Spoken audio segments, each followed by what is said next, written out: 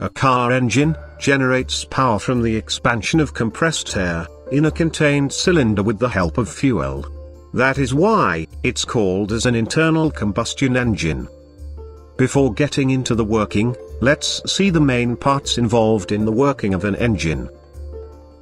First, the crankshaft. This is the part which converts the linear motion of the piston to a rotational force. Next, the pistons and the piston rods. The pistons will be pushed down by the expansion of compressed air, and turns the crankshaft. And the valves, which controls the flow of air and fuel into the cylinders. These valves are driven by the intake camshaft, and the exhaust camshaft, and the camshafts are driven by the crank itself, using a timing belt. There will be idler pulleys, and a tensioner pulley, to hold the belt tight in place.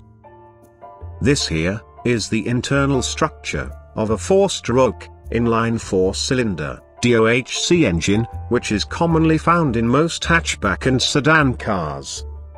A 4-stroke engine should pass through 4 different strokes, to complete one cycle to produce power. They are intake, compression, power, and exhaust stroke. The crank-to-camshaft ratio is 2:1. Which means it will take 2 crank revolutions to complete 1 camshaft revolution.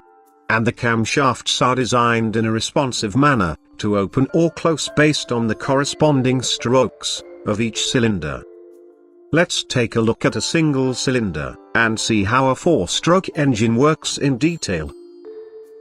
In order to ignite the air-fuel mixture, a spark plug is used. This will ignite the compressed air-fuel mixture, with the help of an electrical spark. We will take it down by each stroke. The intake stroke. The inlet valve opens and the downward movement of the piston creates a suction. This pulls the air-fuel mixture into the cylinder. Once the air-fuel mixture is in the cylinder, compression stroke begins compressing the mixture. At this time both inlet and outlet valves stays closed. At the end of compression stroke, the air-fuel mixture is ignited by the spark plug. The explosion exerts pressure and pushes the piston down. This is the power stroke which produces power to the crank. At the exhaust stroke, the outlet valves opens and the piston pushes out the burned gas. The cycle starts again from intake stroke, keeping the engine running and produces power. For a carburetor engine, the air and fuel are mixed inside the carburetor assembly, and fed to the cylinders. In the case of a fuel-injected engine, the fuel is injected into the intake manifold, or directly into the cylinders. Since only a power stroke produces power, you may wonder how the engine turns continuously. Well, the answer is in the crank itself. The flywheel and the crank counterweights provides momentum, which keeps the crankshaft from stopping immediately.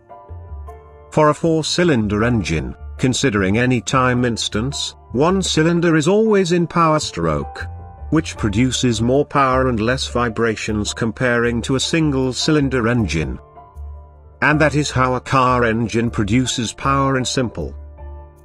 Thanks for watching, and stay tuned for more presentations from Autotech Labs.